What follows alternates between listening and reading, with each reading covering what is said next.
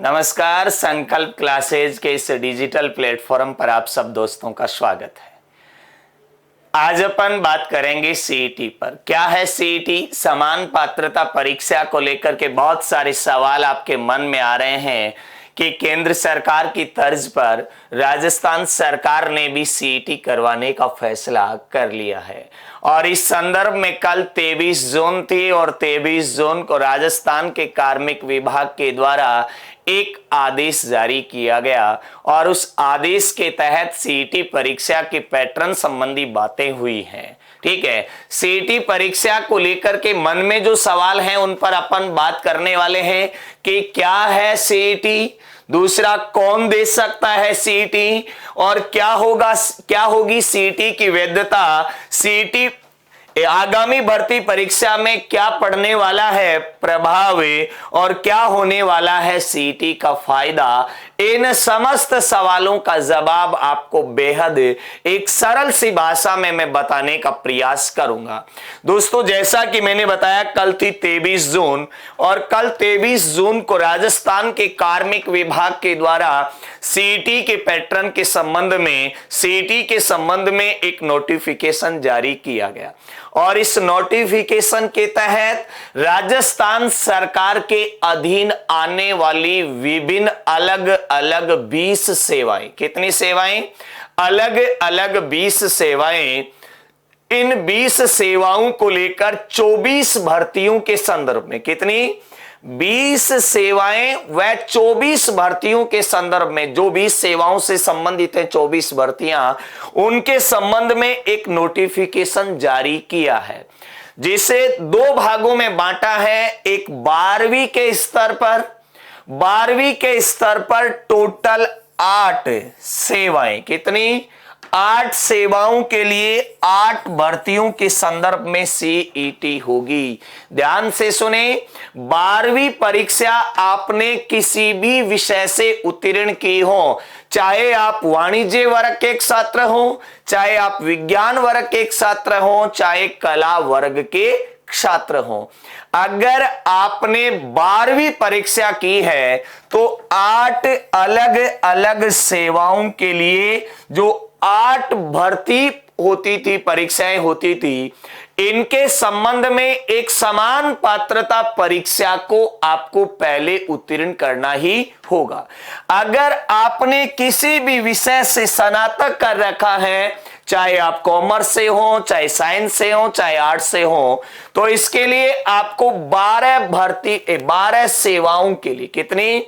12 सेवाओं के लिए टोटल 16 भर्तियों के संदर्भ में सीईटी को पास करना जरूरी होगा। सबसे पहला मन में सवाल सीईटी को लेकर के आपके मन में आता है कि सीईटी क्या है। दोस्तों, सीईटी केंद्र की तर्ज पर राजस्थान सरकार द्वारा आयोजित की जाने वाली राजस्थान सेवाओं के लिए, राजस्थान सरकार के अधीन आने वाली सेवाओं के लिए एक समान पात्रता परीक्षा है। सीईटी क्या है? सीईटी एक समान पात्रता परीक्षा है और यह समान पात्रता परीक्षा गैर तकनीकी पदों पर, किस पर? गैर तकनीकी पदों पर भर्ती के लिए आयोजित की जाएगी, यानी जो टेक्निकल पोस्ट हैं उन पर सीईटी लागू नहीं होगा। तो सबसे पहला तो सवाल यही था, सीईटी क्या है? सीईटी एक पात्रता परीक्षा है जो राजस्थान सरकार के अधीन टोटल स्नातक और 12वीं के टोटल 20 सेवाओं के लिए 24 भर्तियों के संदर्भ में आपको पहले उत्तीर्ण करना ही होगा। सीईटी एक समान पात्रता परीक्षा है। दूसरी बात, दूसरा सवाल आता है कि सीईटी के तहत होने वाली भर्तियों को पहले कौन आयोजित करवाता था? दोस्तों, जैसा कि मैंने बताया 20 सेवाओं के लिए 24 भर्तियां होती थी। इनके लिए दो अलग अलग अपन सैद्धांतिक रूप से कहें तो एक तो कौन करवाता था? एक तो राजस्थान कर्मचारी चयन आयोग है, ये राजस्थान कर्मचारी चयन आयोग या बोर्ड जिसको आप कहते हैं, ये भर्ती परीक्षाएं आयोजित करवाता था। और एक इससे पूर्व राजस्थान लोक सेवा आयोग, कौन? राजस्थान लोक सेवा आयोग यानी आरपीएससी भर्ती परीक्षाएं आयोजित करवाती थी।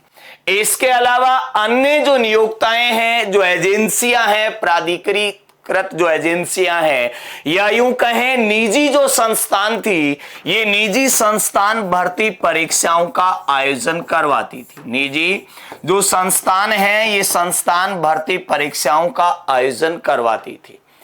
क्या अब इस परीक्षा के आने के बाद आरपीएससी के वर्चस्व पे कोई कम, यानी आरपीएससी पर क्या प्रभाव पड़ने वाला है? तो आरपीएससी जो कलरक भर्ती परीक्षा लेती थी, अब वो सीईटी के अधीन होगी। किसके अधीन होगी? सीईटी के अधीन होगी। बाकी परीक्षाओं पर इसका कोई प्रभाव नहीं पड़ने वाला है। ठीक है, सिर्फ गैर तकनीकी पदों पर इस परीक्षा का प्रभाव पड़ने वाला है। तो पहले इससे सीईटी आने से पहले राजस्थान कर्मचारी चयन बोर्ड लेता था, और राजस्थान लोक सेवा आयोग के साथ साथ अन्य जो निजी प्राधिकरण हैं, जो संस्थाएं हैं, ये अलग अलग भर्ती परीक्षाएं आयोजित करवाती थी। दूसरा सवाल आपके मन में आता है कि सीईटी की वैधता क्या होगी? दोस्तों, सीईटी की परीक्षा की वैधता है ये 3 वर्ष होगी। कितने वर्ष होगी? 3 वर्ष तक सीईटी की वैधता होगी। एक बार आपने सीईटी परीक्षा में जो मार्क्स प्राप्त किए हैं, उनकी वैलिडिटी 3 साल तक होगी। आपको बाकायदा एक यूनिक कोड जारी किया जाएगा जो सार्वजनिक होगा। इसके लिए आपको अलग अलग भर्ती परीक्षाओं में नहीं गुजरना पड़ेगा।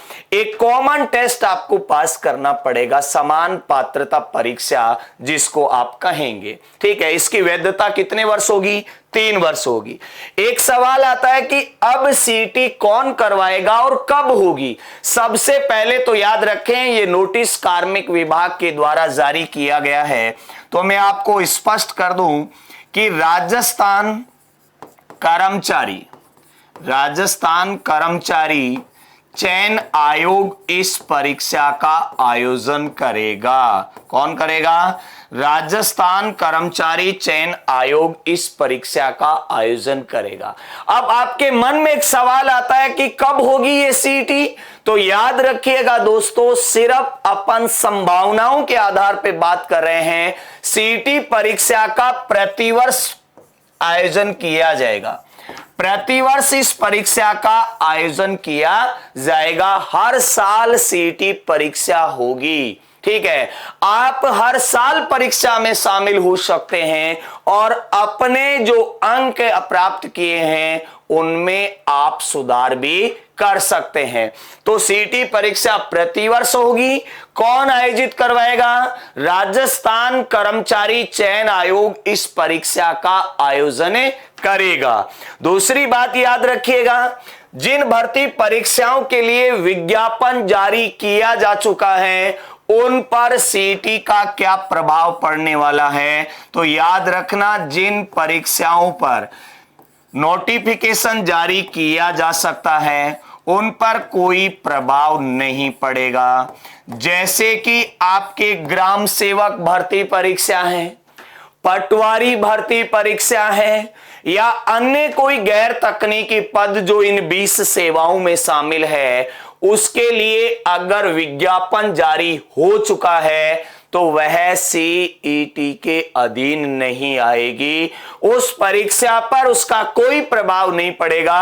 अगर आप ग्राम सेवक पटवारी की तैयारी कर रहे हैं, फॉर्म पहले फिलअप कर चुके हैं, तो आपको बिल्कुल भी इस ओर ध्यान नहीं देना है। आप अपनी तैयारी को मजबूत रखिएगा। आपकी भर्ती परीक्षा पर अब कोई प्रभाव नहीं पड़ने वाला है। जिनके लिए विज्ञापन जारी हो चुका है या परीक्षा तिथि घोषित हो चुकी है या फिर आपने आवेदन कर दिया है, उन पर इस सीईटी का कोई प्रभाव नहीं पड़ने वाला है। किसी भी प्रकार का कोई प्रभाव नहीं पड़ेगा। दूसरी बात एक प्रश्न आता है कि सीईटी में शामिल होने के लिए क्या होगी शैक्षणिक योग्यता। जैसा कि मैंने आपको शैक्षणिक योग्यता के संदर्भ में बताया, इसमें दो प्रावधान किए गए हैं। एक प्रावधान तो किस स्तर पे किया गया है, एक तो 12वीं स्तर पर किया गया है, और 12वीं स्तर के लिए मैंने बताया कि 8 सेवाएं हैं। कितनी? 8 सेवाएं, और इन 8 सेवाओं के लिए पहले अलग अलग 8 भर्ती परीक्षा आयोजित की होती थी। कितनी? 8 अलग अलग भर्ती परीक्षाएं आयोजित होती थी। अब ये अलग अलग भर्ती परीक्षाएं आयोजित नहीं होंगी, पहले क्या करना पड़ेगा, सीईटी देनी पड़ेगी। दूसरा, एक इसमें क्या है, एक इसमें स्नातक स्तर है, और स्नातक स्तर के लिए याद रखिएगा, स्नातक स्तर के लिए मैंने जैसे कि आपको बताया टोटल 16 भर्तियां हैं 12 सेवाओं के लिए। कितनी? 12 सेवाओं के लिए कितनी? 16 भर्तियां हैं। इन 16 भर्तियों के लिए ये सीईटी परीक्षा आपको उत्तीर्ण करना अनिवार्य होगा। अगला सवाल आपके मन में आता है कि सीईटी का पाठ्यक्रम क्या होगा, क्योंकि कोई भी भर्ती परीक्षा जब होती है, कोई भी भर्ती को लेकर नोटिफिकेशन आता है, तो छात्रों के मन में सबसे बड़ा सवाल यही होता है कि इसका पाठ्यक्रम क्या होगा, इसका सिलेबस क्या होगा। तो दोस्तों, सिलेबस अभी जारी तो नहीं हुआ है, लेकिन अलग अलग राज्य जैसे हरियाणा का अपन अध्ययन करें, हरियाणा के साथ साथ अन्य राज्यों की सीईटी का जब अध्ययन करें और पाठ्यक्रम को देखते हैं, तो एक संभावित पाठ्यक्रम की छवि हमारे मन में आती है। और यहां पर जिस संभावित पाठ्यक्रम में अपन बात करें, तो इसमें गणित विषय शामिल होगा। गणित के साथ साथ अपन बात करें आपकी तर्क शक्ति की, तो ये तर्क शक्ति इसमें शामिल होने वाला है। राजस्थान का जो सामान्य ज्ञान है, ये जो सामान्य अध्ययन है, ये सामान्य अध्ययन के साथ साथ राजस्थान जीके इसमें शामिल होने वाला है। राजस्थान जीके के साथ साथ हिंदी और अंग्रेजी की अपन बात करें, तो ये अनिवार्य रूप से इसमें शामिल होने वाली है। जैसा एक संभावित पाठ्यक्रम की अपन चर्चा कर रहे हैं, जैसा कि अलग अलग राज्यों की सीईटी परीक्षा को देखने के बाद या उन परीक्षाओं के पैटर्न को देखने के बाद हमारे मन में आ रहा है कि ये पाठ्यक्रम अनिवार्य रूप से इसमें शामिल किया जाएगा। ठीक है, सामान्य अध्ययन में लगभग सारे विषय इसमें इंक्लूड किए जाएंगे। गणित शामिल होगी, रीजनिंग शामिल होगी, हिंदी शामिल होगी और अंग्रेजी इसमें शामिल की जाएगी। ठीक है, आगे अपन बात करें कि सीईटी के माध्यम से कैसे होगा चयन। सबसे बड़ा सवाल यह है कि सीईटी के माध्यम से चयन कैसे होने वाला है, सीईटी का प्रभाव किस प्रकार से होगा। तो सबसे पहले तो देखिएगा, अपन बात करें तो एक तो क्या किया जाएगा, आपको यूनिक कोड जारी किया जाएगा। आपको एक यूनिक कोड जारी किया जाएगा। उस यूनिक कोड के तहत आप अपनी डिटेल पा सकते हैं। आपको अलग अलग भर्तियों के लिए अलग अलग आवेदन करने की बिल्कुल भी आवश्यकता नहीं होगी। इसके लिए आपको अलग अलग भर्ती परीक्षाओं के लिए आवेदन करने की आवश्यकता नहीं है। आपने सीईटी के लिए आवेदन किया, आपको एक कोड जारी किया गया, आपके जो नंबर है ये भी सार्वजनिक किए गए। दूसरा, सार्वजनिक का मतलब ये नहीं कि अखबार में छाप दिया कि सुरेश को इतने नंबर मिले, ऐसा नहीं होगा। मतलब आप कहीं पर भी किसी भी स्थिति में आप अपनी यूनिक कोड के साथ अपने मार्क्स से देख सकते हैं। दूसरा, जैसा कि नोटिफिकेशन में कहा गया कि जो प्राप्त अंक हैं, इन प्राप्त अंकों में मेरिट बेस्ड पर भी चयन किया जाएगा। किस पर? मेरिट आधार पर भी चयन किया जा सकता है। क्या हर बार मेरिट में चयन होगा? ये राज्य सरकार का एकाधिकार होगा। किसका? ये राज्य सरकार का एकाधिकार होगा कि वह चाहे तो सीईटी के प्राप्त अंकों के आधार पर चयन करे या फिर सीईटी परीक्षा उत्तीर्ण अभ्यर्थियों के लिए एक और परीक्षा का आयोजन करे। यह राजस्थान सरकार का एकाधिकार होगा। जैसे उदाहरण से मैं समझाना चाहूं कि जैसे पटवारी भर्ती परीक्षा 4000 प्लस पद थे और आपने देखा 12 से 13 लाख अभ्यर्थियों ने आवेदन किया है, तो इस भीड़ से बचा जा सकता है। और इसके लिए भविष्य में क्या हो सकता है, सिर्फ संभावित कयास लगा सकते हैं कि जैसे नियम कर दिया कि जिसने सीईटी में 60%, संभावित बता रहा हूं, मान मत लेना इसे कि 60 ही होगा एग्जिट, ऐसा नहीं है, वो राज्य सरकार का एकाधिकार होगा। जिसने सीईटी परीक्षा में 60% या अधिक अंक प्राप्त किया है वही पटवारी भर्ती परीक्षा के लिए आवेदन करे, इस प्रकार के नियम बना सकती है। या फिर सीईटी परीक्षा में जो प्राप्त अंक हैं उसी के आधार पर मेरिट तैयार करके आपको राजस्थान सरकार के अधीन आने वाले गैर तकनीकी पदों पर नौकरी दी जा सकती है। ठीक है, तो दो विकल्प आपके पास में होंगे। सीईटी परीक्षा विकल्प कौन सा लेना है, यह राज्य सरकार का एकाधिकार है, अभ्यर्थी या प्रतियोगी का कोई एकाधिकार नहीं होगा। चाहे तो सीईटी के बेस्ट जो मेरिट अंक हैं उनके आधार पर चयन कर लें, या सीईटी में प्राप्त अंकों के साथ साथ एक और नई भर्ती परीक्षा का आयोजन कर लें, लेकिन उसमें अनिवार्य किसको कर दिया जाएगा, सीईटी परीक्षा उत्तीर्ण करना अनिवार्य कर दिया जाएगा, वो राज्य सरकार के एकाधिकार में होगा। एक आता है कि प्रतियोगी को सीईटी में शामिल होने के कितने अवसर मिलेंगे। तो याद रखिएगा दोस्तों, सीईटी में शामिल होने के लिए प्रतियोगी को कितने भी अवसर दिए जा सकते हैं, वह कोई लिमिट नहीं है, कितने भी अवसर आप ले सकते हैं। आप प्रतिवर्ष होने वाली सीईटी भर्ती परीक्षा में शामिल हो सकते हैं।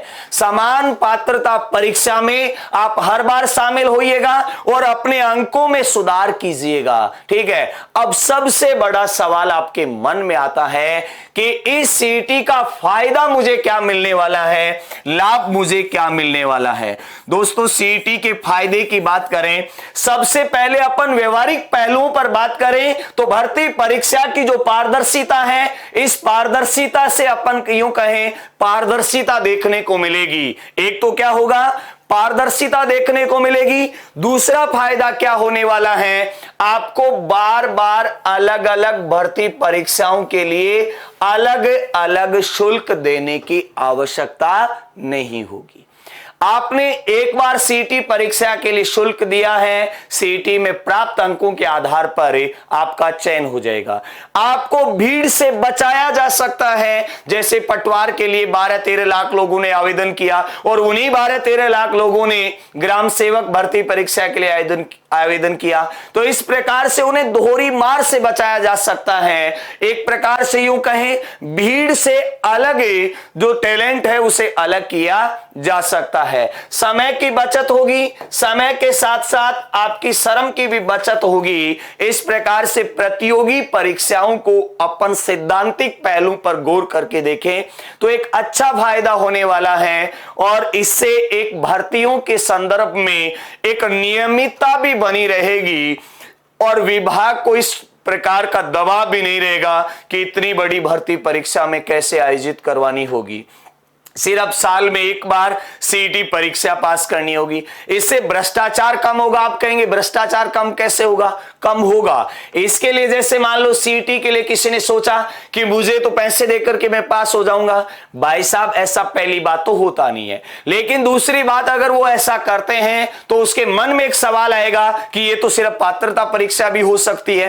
हो सकता है कि ग्राम सेवक के लिए अलग से कोई भर्ती परीक्षा आयोजित और करवानी पड़ जाए। ठीक है, क्योंकि ये राजस्थान सरकार का क्या रहेगा, एकाधिकार रहेगा। तो इससे भर्ती परीक्षाओं में पारदर्शिता लाने के लिए ये सीईटी का आयोजन किया जाएगा और ये केंद्र की तर्ज पे राजस्थान सरकार ने किया है। हम सब इसका स्वागत करते हैं। धन्यवाद। जय हिंद, जय भारत।